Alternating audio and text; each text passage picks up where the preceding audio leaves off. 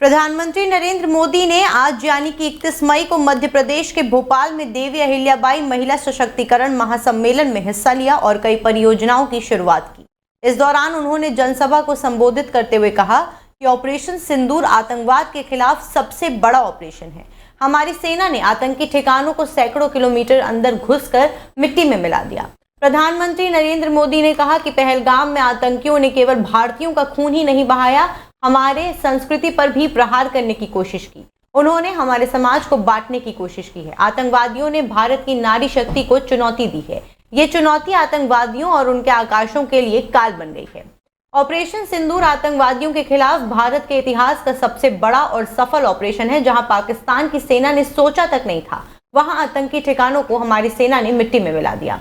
सिंदूर हमारी परंपरा का प्रतीक, अब ये भारत के शौर्य का भी प्रतीक है।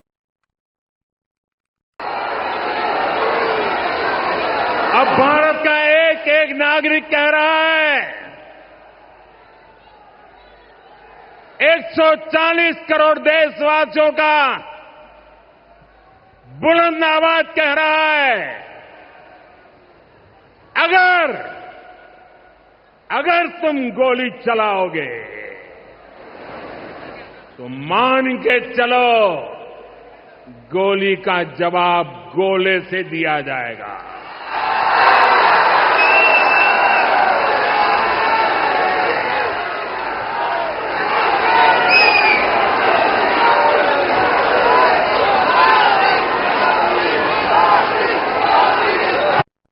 भारत पाकिस्तान अंतर्राष्ट्रीय सीमा से लगते राजस्थान के इलाके में भारतीय सेना ने 7 मई को हुए ऑपरेशन सिंदूर चलाया था।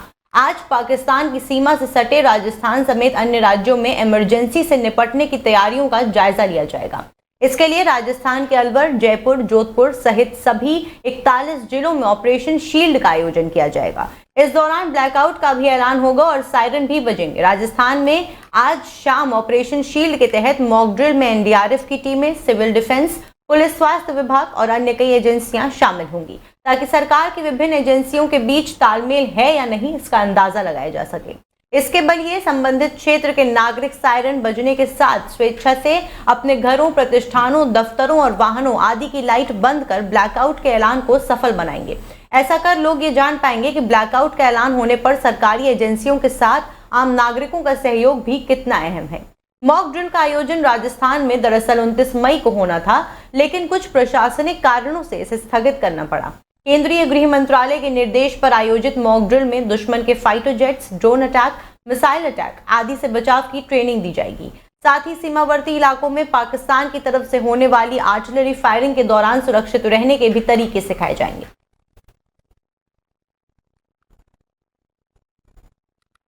गुजरात की विसावदर विधानसभा सीट पर होने वाले उपचुनाव को लेकर सियासी हलचल तेज हो गई। आज यानी कि 31 मई को आम आदमी पार्टी ने यहां भव्य रोड शो का आयोजन किया, जिसमें पार्टी प्रमुख अरविंद केजरीवाल, पंजाब के मुख्यमंत्री भगवंत मान और दिल्ली सरकार की मंत्री अतिशी शामिल हुए। इस रोड शो के जरिए आम आदमी पार्टी ने बीजेपी के गढ़ गुजरात के विसावदर में अपनी ताकत का प्रदर्शन किया। पार्टी ने विसावदर से गोपाल इटालिया को अपना उम्मीदवार घोषित किया है और अब पूरी ताकत झोंक दी है। अरविंद केजरीवाल ने बीजेपी पर आरोप लगाया है कि वो कांग्रेस और आम आदमी पार्टी के विधायकों को तोड़कर अपनी पार्टी में शामिल कर रहे हैं। उन्होंने मंच से चुनौती देते हुए कहा कि मैं चैलेंज करता हूं कि गोपाल इटालिया को तोड़कर दिखा दो। अगर तोड़ लिया तो केजरीवाल राजनीति छोड़ देगा। इस पर मुस्कुराते हुए गोपाल इटालिया ने जवाब दिया, सर ऐसी कोई बात नहीं है। गुजरात के विसावदर विधानसभा उपचुनाव में मतदान 19 जून को होगा, जबकि मतगणना 23 जून को होगी। नामांकन दाखिल करने की अंतिम तिथि 2 जून है और नामांकन पत्रों की जांच 3 जून को की जाएगी। उम्मीदवार 5 जून तक अपना नामांकन वापस ले सकते हैं। इस उपचुनाव को लेकर तीनों प्रमुख पार्टियां बीजेपी, कांग्रेस और आम आदमी पार्टी अपने अपने स्तर पर जीत के दावे कर रही है। 18 साल से आप लोगों ने बीजेपी को विसावदर में घुसने नहीं दिया, है कि नहीं है? 18 साल से बीजेपी विसावदर में जीती नहीं है। गुजरात में उनकी सरकार है, लेकिन विसावदर में उनकी सरकार नहीं है। पहले कांग्रेस को वोट दिया आपने, इस बार आम आदमी पार्टी को वोट दिया। तो बीजेपी ने क्या किया? विसावदर पे हमला कर दिया, विसावदर के लोगों का अपमान करना शुरू कर दिया। पहले कांग्रेस से आप लोगों ने हर्षद रेवाड़िया को जिताया, बीजेपी ने बदमाशी करके उसको तोड़। सोशल मीडिया पर अपनी टिप्पणियों के जरिए कथित तौर पर धार्मिक भावनाओं को ठेस पहुंचाने के आरोप में गिरफ्तार की गई शर्मिष्ठा पनोली को आज यानी 31 मई को कोलकाता के अलीपुर कोर्ट में पेश किया गया। कोलकाता पुलिस ने उन्हें गुरुग्राम से गिरफ्तार किया था। शर्मिष्ठा पुणे में लॉ की पढ़ाई कर रही हैं। पनोली ने इंस्टाग्राम पर कथित रूप से आपत्तिजनक पोस्ट को हटा दिया है और एक्स पर अपनी टिप्पणी के लिए माफी भी मांगी है। कोर्ट डिवीजन के पुलिस उपायुक्त हरिकृष्ण पै ने कहा कि शिकायत मिली है और जांच चल रही है। कानून के मुताबिक सभी जरूरी कदम उठाए जाएंगे।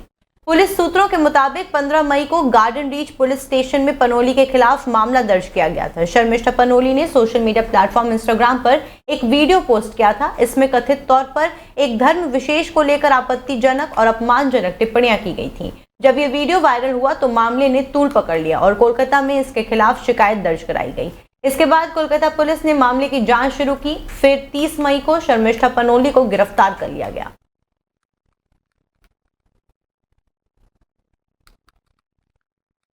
राजस्थान के दूसरे बड़े शहर जोधपुर में एयरपोर्ट के विस्तार का काम पूरा होने जा रहा है। नया इंटरनेशनल एयरपोर्ट बनने के साथ ही जोधपुर से एयर कनेक्टिविटी काफी अच्छी होने की संभावना बनी है।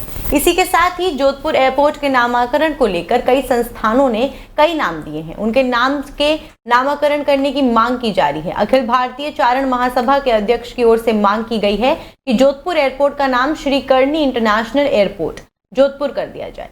इस मांग को लेकर प्रधानमंत्री नरेंद्र मोदी को ज्ञापन भी दिया गया। साथ ही जोधपुर में प्रेस वार्ता करते हुए उन्होंने बताया कि जोधपुर एयरपोर्ट का नाम मां करणी माता के नाम से किया जाए। सीडी देवल ने कहा कि आप प्रखर सनातनी, हिंदुआ, सूरज और देवी शक्ति के उपासक हैं, अतः हम तो यही मानते हैं कि ये नेक कार्य आप सरीखा प्रधानमंत्री ही कर सकते हैं, जिसे मातेश्वरी श्री करणी जी ने अलौकिक शक्तियों से विभूषित किया है। मां करणी न केवल जोधपुर की संस्थापक हैं, अपितु बीकानेर भी उन्हीं के आशीर्वाद से बस पाया। बिकाजी पर उनकी कृपा सर्वविदित है। आज तक कोई रियासत अपनी मूल रियासत से अलग होकर अपनी प्रगति नहीं कर पाई है जितनी बीकानेर ने की है। नोएडा में एक बार फिर से कोरोना वायरस का खतरा बढ़ता दिखाई दे रहा है। बीते 24 घंटे के भीतर शहर में 14 नए कोरोना पॉजिटिव केस सामने आए हैं, जिससे लोगों के बीच चिंता का माहौल बन गया है। स्वास्थ्य विभाग के अनुसार सभी संक्रमित मरीजों में माइल्ड लक्षण जैसे कि सामान्य जुकाम और खांसी देखे गए हैं। फिलहाल किसी भी मरीज की स्थिति गंभीर नहीं है। सभी लोग घर पर आइसोलेशन में हैं। स्वास्थ्य विभाग ने जानकारी दी है कि अब तक नोएडा में कुल संक्रमित मरीजों की संख्या 57 तक पहुंच गई है, जिसमें 30 पुरुष और 27 महिलाएं शामिल हैं। पहले ये संख्या 43 थी। सभी संक्रमित मरीज होम आइसोलेशन में रहकर इलाज ले रहे हैं और स्वास्थ्य विभाग उनकी निरंतर निगरानी कर रहा है। स्वास्थ्य विभाग ने अपील की है कि लोग अफवाहों से बचें, मास्क पहनें, भीड़भाड़ से बचें और अगर कोई लक्षण महसूस हो तो तुरंत जांच कराएं। स्थिति नियंत्रण में है, लेकिन सतर्कता आवश्यक है। देश भर में एक बार फिर से कोरोना के बढ़ते मामले को देखते प्रदेश सरकार सतर्क है। कोविड से संबंधित लक्षण दिखाई देने पर जांच के लिए लोगों से अपील की गई है। इसके साथ ही मास्क पहनने और भीड़भाड़ वाली जगह से जाने से बचने के निर्देश दिए गए हैं।